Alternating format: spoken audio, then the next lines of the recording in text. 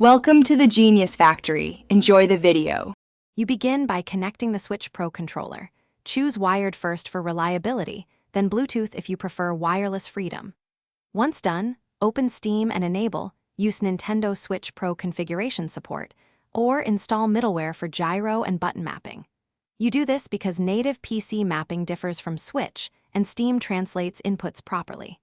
Make sure to allow drivers to install and restart Steam. This prevents missed buttons and gives a stable base before you launch Fortnite. Next, you configure inputs inside Steam and Fortnite for precise play. First, set the layout to Pro Controller in Steam's controller settings so button names match. Then calibrate joystick dead zones, start around 0, 5 to 0, 15, and test for drift. Smaller values mean tighter control but risk jitter. Map gyro to aim or camera if you want motion aiming. This improves close-range tracking once you practice. Finally, save the profile, back up your settings, and launch Fortnite to verify control. Finally, you optimize performance and handle issues before ranked play.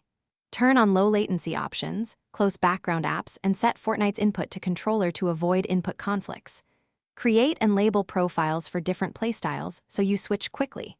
If something goes wrong, like stick drift or disconnections, repair the controller, try a wired cable, and update drivers or middleware. These steps usually fix it. If persistent drift remains, adjust dead zones upwards slightly and retest until movement feels natural. Thanks for watching. If you found this helpful, don't forget to like and subscribe.